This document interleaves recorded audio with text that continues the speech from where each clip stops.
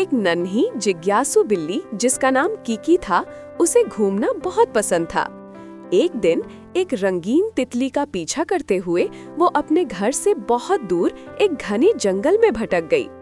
चारों ओर ऊंचे पेड़ और अनजान आवाजें थीं, जिससे वो थोड़ी डर गई थी, पर उसकी जिज्ञासा ने उसे आगे बढ़ने के लिए प्रेरित किया।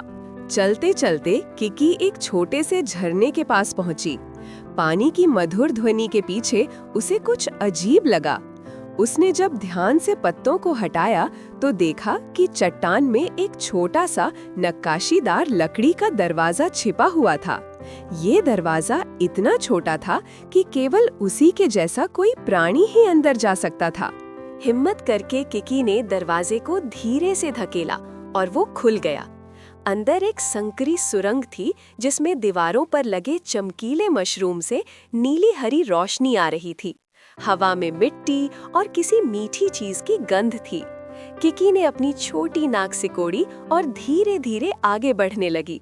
उसकी आंखें आश्चर्य से चौड़ी हो गईं। सुरंग एक विशाल गुफा में खुली, जहां एक पूरा शहर बसा हुआ था। छोटे छोटे घर जो मशरूम और लकड़ी से बने थे, चमक रहे थे। नन्हे पुल छोटी नदियों पर बने थे और एक बाजार में चूहे चीज और अनाज का व्यापार कर रहे थे।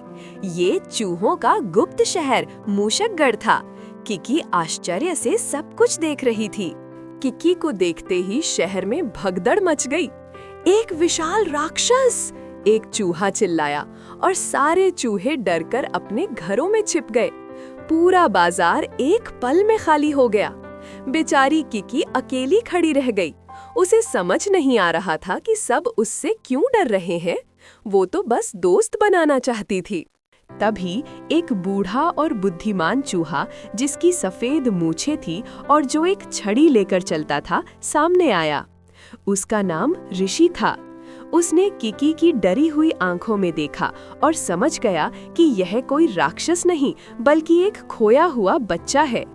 ऋषि ने धीरे से कहा, डरो मत नन्ही बिल्ली, तुम यहाँ कैसे आई? किकी ने अपनी मीठी आवाज में बताया कि वो कैसे रास्ता भटक गई। उसकी मासूमियत देखकर बाकी चूहे भी बाहर आने लगे। ऋषि ने एक छोटे से शाहबलूत के कप में दूध मंगवाया। किकी ने कृतज्ञता से उसे पिया। चूहों को एहसास हुआ कि वो एक प्यारी और दोस्त बिल्ली है, कोई खतरा नहीं।